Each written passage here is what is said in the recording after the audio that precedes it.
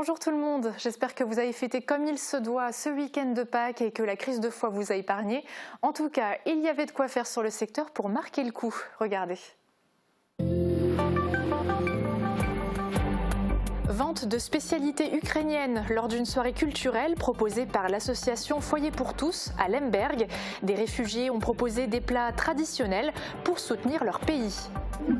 Elle n'avait pas eu lieu depuis 2019. La grande braderie de Sarralbe a fait son retour avec 120 exposants, une météo radieuse et un public au rendez-vous pour le week-end de Pâques.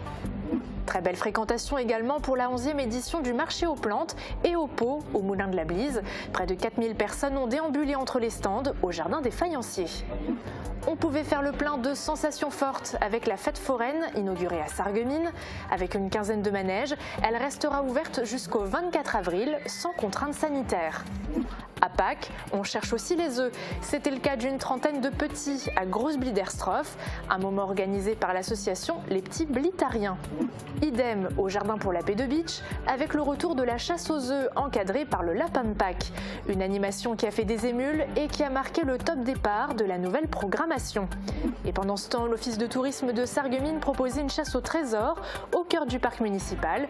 Des énigmes à résoudre pour recevoir à la fin un cadeau sucré.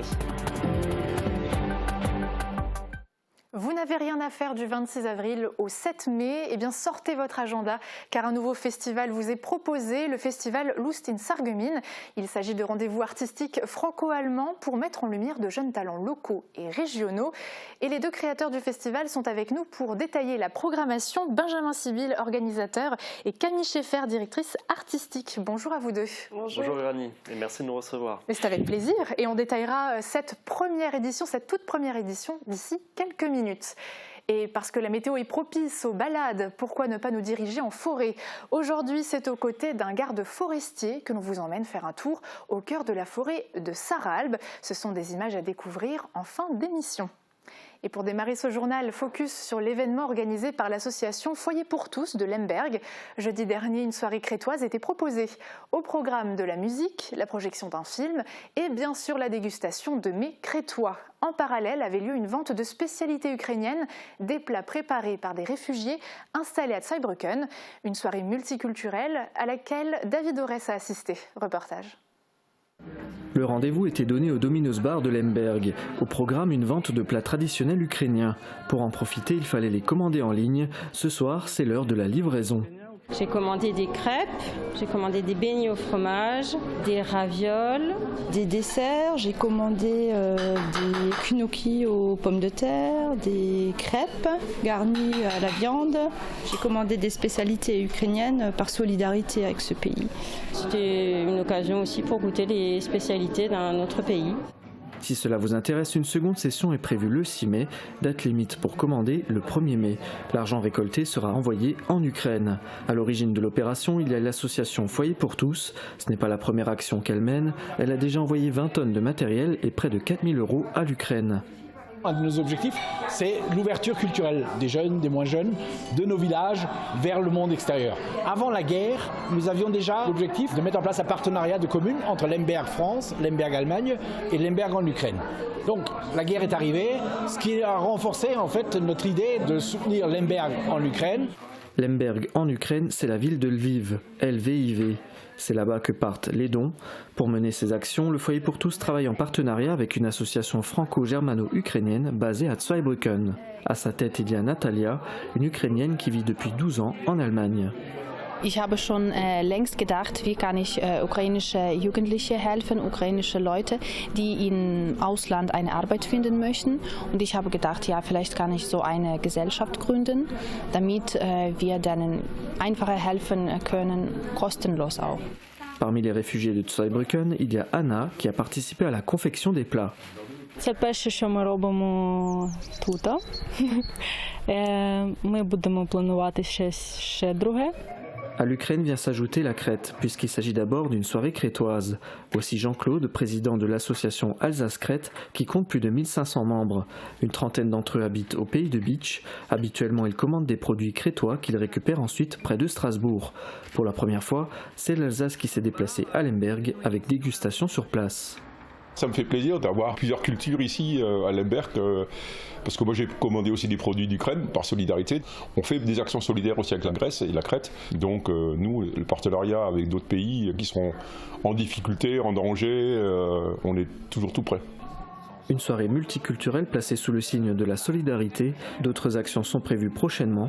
Avant l'été, une chanteuse ukrainienne sera en concert en France et en Allemagne. Et une autre soirée sera organisée dans le cadre du festival Euroclassique le 30 septembre prochain avec interprétation de poèmes ukrainiens. Et si vous aussi, vous souhaitez goûter des spécialités ukrainiennes, vous pouvez commander vos plats à l'adresse qui s'affiche en bas de votre écran. Vous avez jusqu'au 1er mai pour passer commande et la livraison aura lieu le 6 mai au Domino's Bar de Lemberg. Il y a quelques jours, on diffusait le portrait de Matteo Licata, un jeune chanteur mosellan de 18 ans qui s'est lancé dans l'aventure The Voice. Et c'est avec succès qu'il continue sa progression dans l'équipe d'Amel Bent. Samedi, il a franchi la 2e étape en gagnant les battles au sein de son équipe. Pour la suite, il devra performer lors de ce qu'on appelle les cross battles face aux chanteurs des autres équipes. On suivra bien sûr son ascension avec attention. Pour l'heure, nous partons dans les rues de Bitche où on retrouve Morane. Tu es en plein cœur du centre-ville où se tient la foire semestrielle. Alors dis-nous comment ça se passe ce matin. Eh bien Uranie, les exposants sont en place depuis 8 h ce matin. La foire semestrielle de Bitche, c'est le rendez-vous pour les amateurs de produits locaux. On a de la maroquinerie, du textile, de l'alimentaire, de l'artisanat. En bref, une multitude de produits de chez nous. Alors au total, une vingtaine de stands se succèdent de la rue Foch à la rue de Sarreguemines en passant par la rue du Colonel Tessier. Et le centre-ville est donc fermé à la circulation jusqu'à 18 h ce soir. Mais qui sont ces exposants finalement ? Eh bien, certains sont du coin, mais il y a aussi les commerçants bitchois qui sortent dans les rues, qui sortent de leurs boutiques pour proposer leurs produits directement aux visiteurs. La foire semestrielle, c'est donc un moment de rencontre, mais aussi de partage. Alors, cette année, on le sait, il n'y a plus de contraintes par rapport aux mesures sanitaires. Absolument Uranie, cette année plus de passe sanitaire. L'année dernière la foire avait été maintenue mais soumise à des contraintes et en plus de ça l'édition 2021 d'octobre s'était tenue sous la pluie. Cette année le soleil est au rendez-vous et tiens Uranie, regarde sur qui je tombe. Monsieur le maire, bonjour. Bonjour. Alors dites-nous comment se passe cette foire semestrielle. Il fait déjà beau, vous l'avez souligné, c'est important et les gens déambulent, ils sont souriants, les commerçants, les exposants aussi, donc on est satisfait. Cette foire, c'est aussi de l'animation pour le centre-ville, c'est important pour la ville, j'imagine. La foire par elle-même, oui, parce qu'elle est déjà ancrée dans les traditions, il faut la maintenir, la faire perdurer, c'est une fête populaire et puis vous savez que c'est aussi un élément de tissu social et ça crée du lien social. Et ça fait partie des animations d'ensemble dans le cadre d'une dynamique qu'on peut insuffler pour les villes de Bitche. Et surtout pour le centre-ville aussi. Tout à fait. Après la foire, il y a d'autres événements qui arrivent, est-ce que vous pouvez nous en dire un peu plus? On sort nos agendas. Alors le 22 mai aura lieu la fête des mères, le marché pour la fête des mères, aura lieu également la fête de la musique les 21 et 24 juin, donc ce sera en 2 temps. Et puis les escales de l'été qui se dérouleront au parc du Stade Vallière au Jardin pour la Paix, donc ce sont des animations, des concerts qui auront lieu au cours du mois de juillet et du mois d'août. Et puis les estivales sont programmées également le 30 et le 31 juillet, et puis la prochaine foire semestrielle le 18 octobre. Super, en tout cas on a hâte de découvrir tout ça pour cet été. Merci beaucoup monsieur le maire, on va vous laisser à vos emplettes. Et donc Uranie, je le rappelle les horaires, vous pouvez venir profiter de la foire semestrielle jusqu'à ce soir 18 h sous le soleil, c'est encore important de le souligner. Et à noter donc comme le disait monsieur le maire, la prochaine se tiendra donc dans 6 mois, le 18 octobre 2022. Et on ne manquera pas d'en profiter. Ce week-end, nos journalistes sur le terrain ont eu la chance de recroiser vos sourires et vous étiez nombreux à participer aux différentes animations proposées, comme à Sarralbe, pour le grand retour de la traditionnelle braderie. Elle s'est tenue hier, pour le lundi de Pâques, dans les rues du centre-ville. Un événement qui réunit à chaque fois plusieurs milliers de personnes. David Orès y a fait un saut, regardez. Une météo radieuse, la levée des mesures de restrictions sanitaires et un public au rendez-vous.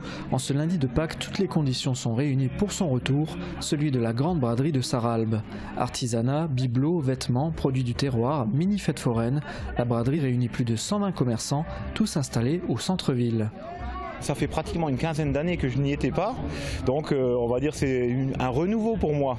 Elle est bien, mais on l'a trouvée un peu plus grande les autres années. C'est traditionnel et c'est festif. Ça anime un peu le village, c'est pas mal. Merci de me faire confiance. La braderie n'avait pas eu lieu depuis 2019. Pour les visiteurs, son retour est une bouffée d'air frais.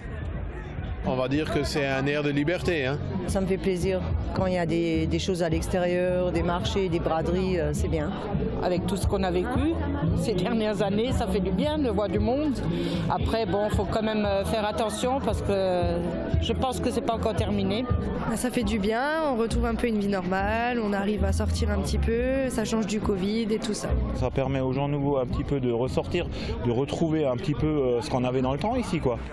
Les stands sont présents toute la journée, de 8h à 18h. Cette grande braderie transforme la ville de Sarralbe qui accueille à chaque fois plusieurs milliers de personnes. Plusieurs milliers de personnes également au Moulin de la Blise et plus particulièrement au Jardin des Faïenciers pour la 11e édition du marché aux plantes et aux pots. Un week-end placé sous le signe du soleil pour les amoureux du jardin. Morane Grancola est allée y faire un tour. Le marché aux plantes et aux pots, c'est le rendez-vous des amoureux du jardin. Cette année, pour la 11e édition, le site du Moulin de la Blise a accueilli pas moins d'1 millier de personnes, rien que sur la journée de samedi. Au total, une trentaine d'exposants étaient au rendez-vous. Horticulture, décoration, outils de jardinage, il y en avait pour tous les goûts. De nombreuses animations étaient aussi au programme. Démonstrations de poterie, peinture sur pot, rempotage de semis. Un succès pour cette nouvelle édition. Alors ça se passe super bien, il y a une bonne ambiance, il y a de la musique, la végétation est en fleurs, il y a des fleurs partout, il y a plein d'exposants, nous avons 30 exposants sur le site et j'ai l'impression que les gens ont le sourire, donc tout va bien, ils se promènent et c'est super, nous sommes ravis d'accueillir tout ce monde. Le marché a attiré beaucoup de visiteurs mais aussi de nouveaux exposants comme Claude, potier alsacien qui y participe pour la première fois. Écoutez voir, il y a pas mal de monde, c'est un peu timide au niveau des ventes, mais c'est pas dramatique. Il y a pas mal de monde, il y a des belles rencontres quand même, on est dans un cadre superbe et puis on a quand même la chance d'avoir du soleil, même si c'est un peu frisqué, quand même, le soleil ça fait que du bien. Le soleil fait du bien, le marché aussi. Rendez-vous l'année prochaine pour la 12e édition. Autre tradition, la fête foraine de Pâques était également de la partie à Sarreguemines. Elle a été inaugurée vendredi sur la place de la Grande Armée et le public a répondu présent dès les premières heures d'ouverture. Retour en images. Je déclare officiellement ouverte la fête foraine de Sarreguemines. Fête de Pâques.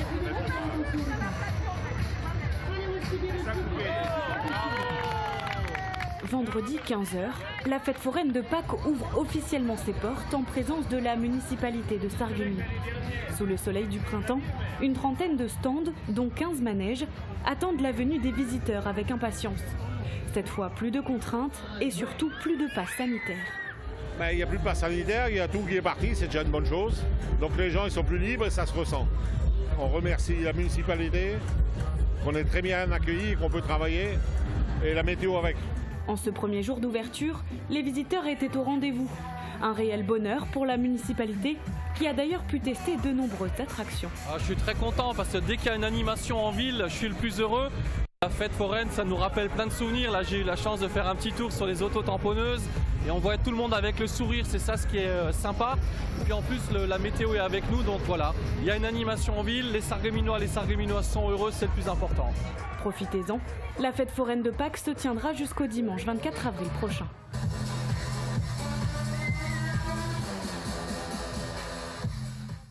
Et mieux vaut ne pas manger trop de chocolat avant de monter dans les manèges. Mais on ne pouvait pas passer ce long week-end pascal sans ramasser quelques friandises. Samedi, les élèves des écoles de Grosse-Biederstroff sont partis à la recherche d'œufs en chocolat.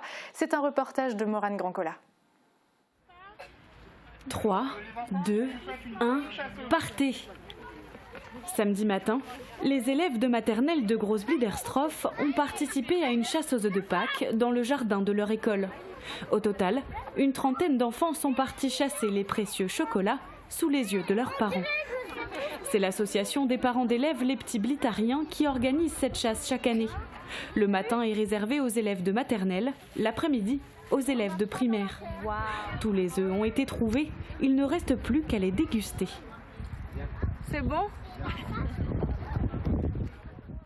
Et après la chasse aux œufs de Pâques, place à la chasse au trésor de Pâques. Samedi après-midi, l'Office de tourisme de Sarreguemines proposait un challenge aux familles avec des énigmes à la clé et la découverte du parc municipal. Reportage. Ça regarde autour de l'arbre. L'arbre 27. Ce ne sont pas des œufs qu'Axel et ses parents sont en train de chercher dans le parc municipal de Sarreguemines. Il s'agit d'une chasse au trésor proposée par l'Office de tourisme. Pour ce week-end de Pâques, petits et grands ont dû relever un challenge, résoudre des énigmes et percer le mystère de Pâques. Pour cela, des indices étaient disséminés un peu partout dans le parc. Il fallait donc ouvrir l'œil. C'est la première fois que l'Office de tourisme de Sarreguemines propose cette animation. Un succès puisque l'activité affichait complet. C'est très sympa, il y a une super météo, c'était très ludique. Les énigmes étaient plutôt faciles pour les enfants, mais ils ont pu vraiment découvrir le parc et voir un petit peu les petits points d'attraction qui sont présents ici. L'occasion pour les petits comme les grands de découvrir le parc et de se creuser les méninges, mais pas trop non plus. Non, c'est trop facile. Pourquoi c'est trop facile ? J'aimerais bien que ce soit un peu plus dur. Axel a trouvé tous les indices lui permettant de percer le mystère de Pâques. Pour le récompenser, il a eu le droit à un cadeau chocolaté. Direction Beach, où la citadelle a rouvert ses portes il y a un mois. Et après la forteresse beachoise, ce sera au tour du Jardin pour la paix d'accueillir à nouveau les visiteurs. Dimanche matin, certains ont déjà eu un avant-goût de la nouvelle saison qui se prépare. Au programme, la traditionnelle chasse aux œufs à laquelle le public a répondu présent. Regardez. C'est l'événement de ce dimanche matin à Beach, Pâques au jardin. Au programme, une chasse aux œufs encadrée par le lapin de Pâques en personne. Impossible de le manquer. D'ailleurs, lui non plus ne nous a pas manqué. Après cette sympathique entrée en matière, les enfants entament leur chasse aux œufs, mais cette année il ne faut pas les ramasser, il faut les remporter en participant à des ateliers. Confection d'un pot de fleurs, jardinage, lecture de contes, jeux d'adresse, certains donnent tout pour récolter leur trophée. Un lapin merveilleux, à 4 pattes s'il vous plaît, c'est super. Et il arrive, attention, la ligne d'arrivée est là, et il s'effondre. C'est marrant, tu t'amuses, t'es content d'être là parce que t'as des surprises, tu joues, tu fais des activités, et après c'est marrant quoi. Pâques au jardin n'a pas eu lieu depuis 2019, un rendez-vous attendu par les enfants et les parents. On a su qu'il y avait des petites activités, des petits ateliers pour les enfants et que nos deux enfants de 3 et 5 ans étaient curieux de découvrir. Puis comme on aime beaucoup le Jardin pour la paix, ça faisait l'occasion aussi de redécouvrir cet endroit. On vit sur le côté de Reichshofen. On s'est déplacé jusqu'à Beach pour la petite fille, pour chercher les œufs. C'est très bien, c'est super, c'est un cadre magnifique là, devant la citadelle et tout ça. Vraiment, c'est fait pour la chasse aux œufs. C'est un grand classique. Et cette année, on a ouvert un peu plus tôt, on a ouvert à 9h, ce qui fait que les entrées sont plus fluides, mais il y a du monde, c'est très agréable, c'est bien. Un air de printemps qui marque aussi la réouverture du Jardin pour la paix, prévu le dernier dimanche du mois d'avril à partir de 11h. Qui dit nouvelle saison dit également nouveautés, elles seront révélées très prochainement.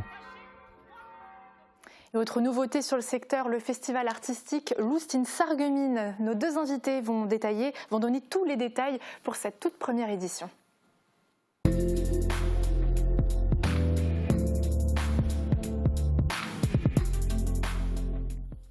Alors avant qu'on détaille un petit peu la programmation, ma première question, qu'est-ce qui a motivé la création de ce nouveau festival? C'est quelque chose qui manquait sur le secteur? Alors qui manquait, je ne sais pas, parce qu'il y a quand même beaucoup de choses qui se passent à Sarreguemines, mais je crois que c'était surtout un désir personnel en fait, de rendre aussi à cette ville qui nous a vu grandir, Camille et moi. Il se trouve, donc moi j'ai créé une association qui s'appelle le Collectif pour un service civique européen, qui a inspiré une future politique européenne donc pour permettre aux jeunes de se rendre dans un autre pays de l'Union européenne, qui a été repris par le président de la République. Camille, mais je la laisserai le raconter mieux que moi, elle a eu beaucoup de succès en faisant différentes expositions à l'international. On avait cette envie en fait, de revenir chez nous et de faire quelque chose pour la ville.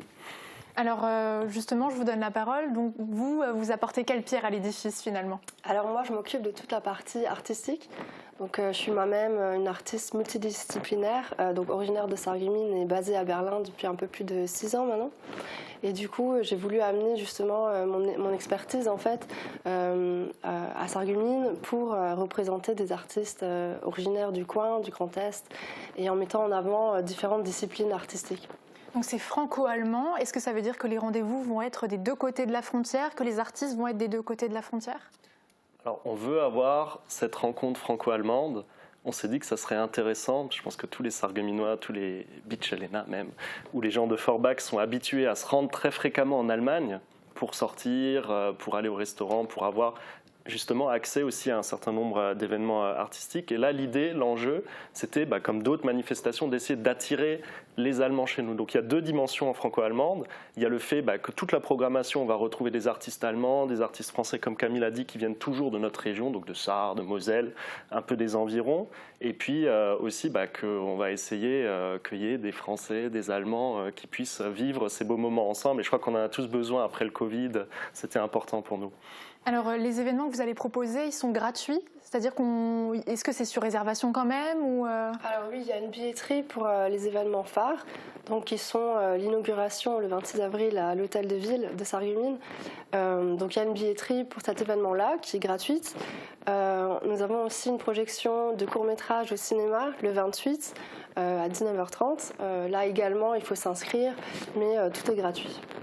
Alors justement, vous avez commencé à évoquer la programmation. La première journée, en tout cas la première soirée, c'est le 26 avril. Alors vous avez évoqué des spectacles. Est-ce qu'il y aura plusieurs rendez-vous dans la soirée ? Oui, alors c'est une soirée en fait où on représente une compagnie de danse basée à Strasbourg. On a le conservatoire de Sarreguemines, le conservatoire de Sarrebruck, donc des musiciens également, et une intervention artistique d'artistes qui sont basés entre Strasbourg, Paris et Toulouse. Donc on a une programmation assez variée ce soir-là pour débuter le festival. Et apparemment, il y a aussi le Carré Louvain qui va faire partie de cette aventure. Expliquez-nous. Alors en fait, tout ce festival, il est soutenu, c'est ce qui nous permet aussi de le rendre gratuit et accessible à tout le monde. Il est soutenu par le Fonds citoyen franco-allemand et par la mairie de Sarreguemines qui nous met à disposition les belles salles du Casino des Faïenceries, parce que ce n'était pas possible de faire quelque chose d'art artistique à Sarreguemines sans qu'il y ait le casino qui soit associé. Et en fait, du coup, il va y avoir deux principaux lieux d'exposition. Du 26 avril jusqu'en juin, il va y avoir une cellule dans les galeries du Carré Louvain où vous pourrez retrouver des sculptures, des tableaux et ainsi de suite. Mais Camille l'expliquera mieux que moi. Et puis après, à partir du 3 mai, il y aura aussi en parallèle d'autres œuvres qui sont exposées dans le casino. Au final, ce sera tout au long jusqu'au 7 mai qui est la clôture du festival. Vous avez parlé du 28 avril par rapport au court-métrage. Qu'est-ce qui va se passer concrètement? Ça va être juste de la projection? Il y aura du débat? Est-ce qu'on va pouvoir rencontrer les artistes? Oui, alors j'ai invité 6 réalisateurs originaires de Sarreguemines et également d'autres réalisateurs basés à Berlin. Donc le thème, c'est toujours franco-allemand. C'est des films qui ont été shootés ici et à Berlin. Et donc là, on pourra avoir aussi une petite discussion à la fin des courts-métrages avec les réalisateurs qui seront présents. Et voilà, du coup, l'idée, c'était de mettre en avant des gens d'ici, des courts-métrages qu'on a peut-être peu l'habitude de voir, des réalisateurs indépendants. Et voilà. On aura l'occasion de revoir le moyen-métrage comme des grands, c'est ça, dont on avait déjà parlé plusieurs fois sur ce plateau. Exactement, on est très content de la recevoir. Ouais. Alors, on n'est pas forcément obligé d'être artiste pour participer à ce festival Lust Sarreguemines. J'ai ouï dire qu'il y avait des concours, apparemment, et des concours culinaires et littéraires. Est-ce que vous pouvez nous en dire plus ? Alors effectivement, ça c'est nos deux principaux concours. Après, on a aussi quelques autres surprises sur lesquelles on pourra revenir. Mais donc pour tous ceux qui se sentent l'âme pâtissière, alors il y a une inscription qui est ouverte en ligne, mais ils peuvent aussi venir directement avec leur gâteau le matin du 30 avril, donc le samedi 30 avril, aux Galeries du Carré Louvain, et donc présenter le gâteau qui, selon eux, incarne le mieux leur talent pâtissier au concours. Et les gagnants pourront ensuite faire une grande finale directement en direct à la télévision. Et puis pour le concours littéraire, donc c'est un concours qui propose 3 prix. Le premier prix est de 500 €, le deuxième de 300 €, le troisième de 200 € et qui est ouvert soit pour des poésies, soit pour des nouvelles, ou alors même en format libre pour ceux qui voudraient être le plus créatifs et réinventer. Et donc c'est possible de concourir en français ou en allemand. Et on peut retrouver le formulaire d'inscription sur votre page Facebook. Dans la programmation, on peut également évoquer d'autres choses. Je ne sais pas si tout ce qui avait été évoqué en amont du festival sera là, mais en tout cas, il y a quelque chose qui m'a attirée, tout ce qui a été lié aux médias numériques. numérique. C'est vrai que c'est quelque chose qui prend de l'ampleur. Concrètement, dans ce festival, ça voudrait dire quoi ? Oui, alors tout ce qui est numérique, ce sera représenté au Carré Louvain. Donc déjà, j'ai décidé de représenter des artistes femmes uniquement dans cet espace. Donc ce sera un mélange entre art digital, des illustrations, il y aura aussi de la peinture. Mais j'ai voulu me focaliser là-dessus parce que c'est un médium en fait que je trouve très intéressant et aujourd'hui c'est aussi important de s'y intéresser. Donc voilà, ce sera un grand mélange de différentes disciplines, mais focus sur l'art digital. Il va y avoir également des interventions artistiques. Donc en fait, le vernissage est le 30 avril. Donc l'ouverture au Carré Louvain est le 26, mais le vernissage officiellement est le 30. Donc là, il va y avoir pas mal d'activités, dont ce concours culinaire également. Très bien. On va en rester là pour la programmation parce que je vais inviter nos téléspectateurs à aller regarder votre page Facebook. Peut-être qu'on pourra mettre le contact en bas de cet écran. Il y a aussi sur le site internet de la ville de Sarreguemines. On peut retrouver toutes les dates, tous les lieux et toute la programmation au fait-à-fait. Merci beaucoup à vous deux d'avoir éclairé nos lanternes. Et puis on se reverra peut-être pour faire le bilan de cette toute première édition qui se tient, je le rappelle, du 26 avril au 7 mai prochain.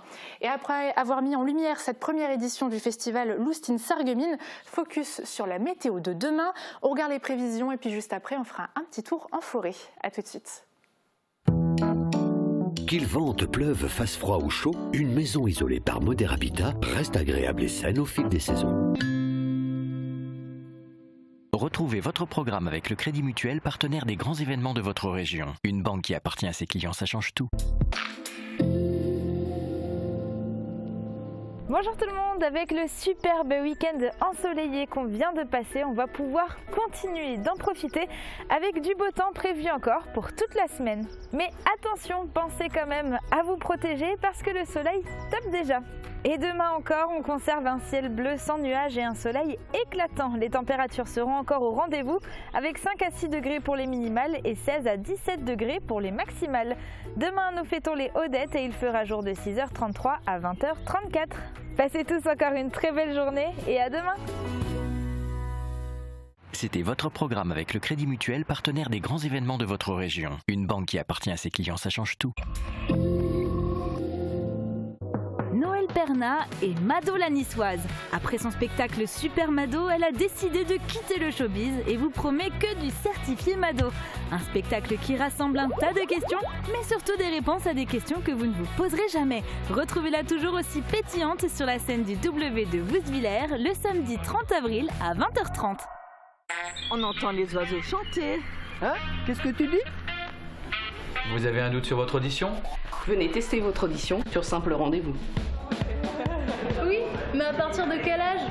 Quel que soit votre âge, au moindre doute, nous pratiquons un test de dépistage en magasin. Et à quel prix? Gratuitement. Alors n'hésitez pas, prenez rendez-vous dès maintenant.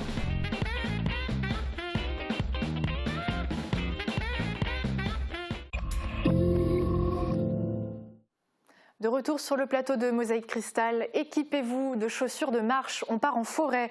Les images ont été tournées en juin dernier à l'occasion d'une visite de la forêt de Sarralbe par des élus de la commune. Parmi les badauds, Thibaut Desmerlet a laissé tourner sa caméra pour capturer les explications d'Axel Sébert, le technicien forestier qui a la gestion de cet espace. C'est parti pour une petite promenade sylvestre. C'est des très jolies forêts, c'est des forêts mixtes de plaine. C'est des forêts riches. Alors, Sarralbe, c'est sûr, c'est une très très belle forêt, mais j'en vois d'autres. Et puis les autres aussi, Grunwiller ou Richelin, c'est des plus petites forêts, mais c'est toujours intéressant. Qui de mieux placé pour parler de ces forêts que le technicien forestier de l'ONF et chargé de leur gestion? Lors de sa rencontre avec la caméra de Mosaïque Cristal, Axel Sébert en a brossé le portrait ainsi que celui de ses usagers. Sarralbe, c'est une forêt un peu périurbaine avec un très fort intérêt de toute la population. Il y a des promeneurs, il y a des groupes, il y a le sentier des Mardelles donc, qui a été parfaitement balisé, parfaitement bien mis en avant et donc ça génère tout ça un flux un peu continu. Hein. J'avais l'impression que pourtant en hiver ça allait passer, non? Il y a tout le temps du monde et alors ça induit des problématiques, notamment Il faut expliquer la gestion forestière et ça, beaucoup de gens aujourd'hui n'ont pas forcément envie de l'entendre. Et donc du coup, c'est beaucoup de persuasion, c'est beaucoup c'est un peu de la psychologie au final, l'éducation. C'est pas vraiment de la psychologie, c'est plus de l'éducation. Et avec des gens qui sont relativement réceptifs, c'est assez intéressant, quoi. Il est aussi revenu sur les problématiques présentes sur les forêts de ces 3 communes. La principale est partagée par toutes les forêts du Grand Est. On subit donc depuis quelques années des attaques de scolites qui font dépérir nos peuplements d'épicéas, qui les ravagent même complètement, qui les ruinent. Il y a cette problématique-là qui en engendre une autre, c'est une baisse des revenus aux forestiers aussi. Le fait qu'on perde ces peuplements, on perd une partie des récoltes attendues en tout cas. Et donc voilà, c'est une problématique de plus dans la gestion. Ce qui a aussi énormément impacté la fréquentation et la gestion de ces 3 forêts aura été engendré par un autre petit animal, les chenilles processionnaires. Heureusement, plus d'actualité en ces temps plus froids. Nous avons la chance d'avoir de très belles forêts sur notre territoire. Sous notre post Facebook, racontez-nous vos plus belles balades et partagez vos endroits préférés pour un moment nature. Merci de nous avoir suivis. Très belle journée à tous et à demain.